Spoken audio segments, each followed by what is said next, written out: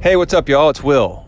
So this episode is different than anyone that we've done on the Restaurant Owners Uncorked podcast. It's going to be very brief, and it's just me. And I just wanted to share a few thoughts, things I've learned over the years with speaking to independent restaurant owners, and kind of where we're going with the direction of this podcast. So, first of all, I started interviewing successful independent restaurant owners 8 years ago in 2010. It's now May of 2018. And been doing it off and on for all those years. I've probably interviewed close to 100 owners. Out of that, we've written 2 books, The Restaurant Owners Uncorked and Restaurant Owners Uncorked Part 2. And both of those books are on Amazon, and they're fantastic. And each of them profiles successful independent owners, and the books share their stories, get their advice, their wisdom, very much in the same format as you hear on this podcast. It's just in the written form.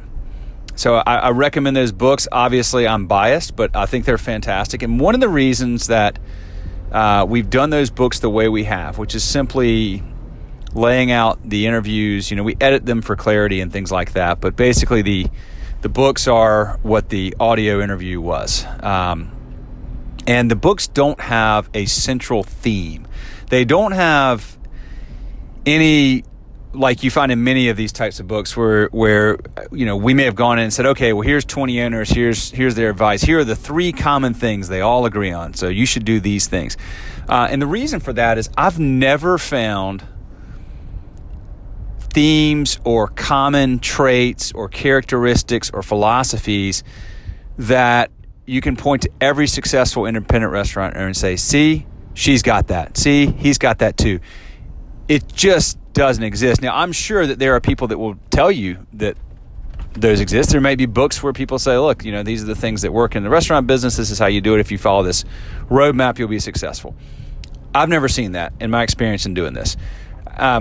What we found is that for everybody that runs a restaurant a certain way, and that's worked and that's successful, go find me 10 or 20 of those and say, well, here, all these 20 people do it this way. See, it all works. I will find you somebody that does it a different way, the opposite way, and that is still successful.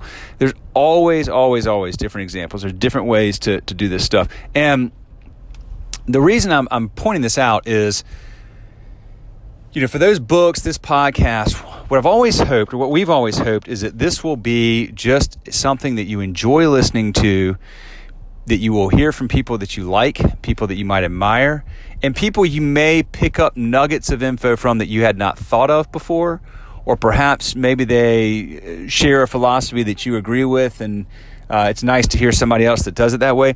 But what you'll never find in here is me or anybody coming in and saying, here's the things you need to do to be successful in the restaurant business.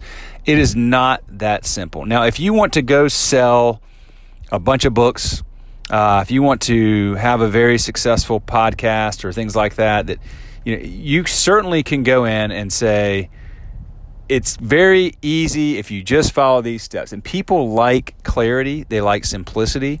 So you could do that and probably get a lot of advertisers on a podcast or sell a lot of books.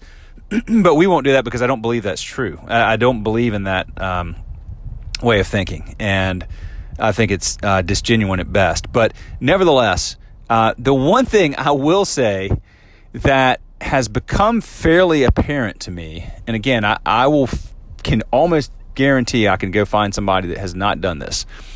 But one thing I've kind of taken away from this over the years is that if I were to ever start my own restaurant, I would, without question, plan on being there and doing every job in that restaurant for several years. I'd plan on putting my butt into that thing, my heart, my passion, my energy, my enthusiasm, my time, because I have not come across, that I have found so far, any owners that have not done that, at least for a few years. Now, many of them now are not there as often and are not as involved.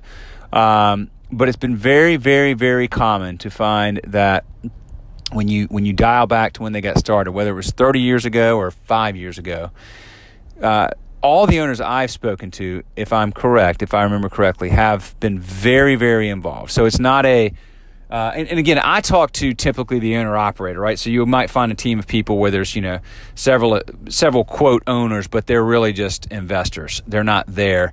But if you're going to be an owner-operator, you better be there all the time. At least that's what I believe and what I would certainly do. But once again, there are probably examples where somebody has not done it that way and they've just found a really good GM and trusted them and let them do it. But boy, I feel like that would be a very risky proposition to do that. So anyway, I just wanted to share that. And I also wanted to share that you will probably notice that on this particular episode, the sound quality is better than you've heard on the other ones. And the reason for that is so far, I have been using an app on my phone to record these phone calls. None of these are done in person. They're all done over the phone. So I use an app, it records it, and we post it up. I am in the process of getting the help from Luke Pearson, who has done, if you've ever watched any of our Schedule Fly films, he's done all those films. He's phenomenal with all videography and filmography and so forth. I've been working with him to try to get together a solution that will enable me, at least on my end, to use a microphone and use some more professional equipment so that the sound quality is better. Right now I'm using a voice note on my iPhone, and when you record into these, it sounds really good, and I'm sure this will sound great. The goal here is I want to make the investment of time and energy into making these things sound better, because the other part of this is I'm going to be ramping up the production of these and doing a lot more of these. I mean, Schedule Fly today, we've got almost 7,000 independent restaurants as customers, which means we have that many owners out there at least that by and large have built successful businesses and have great stories to tell.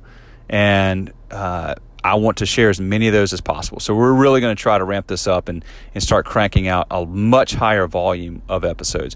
We really want to provide something that is meaningful to people that are interested in owning a restaurant, or maybe that already own restaurants and want to learn from their peers, that enjoy hearing the stories of independent restaurants, and all of the above, or any other reasons you might be listening to this podcast. So stay tuned. More will be coming soon. Hopefully they'll sound even better than they ever have. And by the way, if you ever wanted to get in touch, I'm easy to reach. You can just email me at support@schedulefly.com. I get those. We all get those. So support@schedulefly.com, and would be happy to follow up if you have questions or thoughts or ideas or anything like that. Get in touch. Thanks for listening, and more episodes coming soon.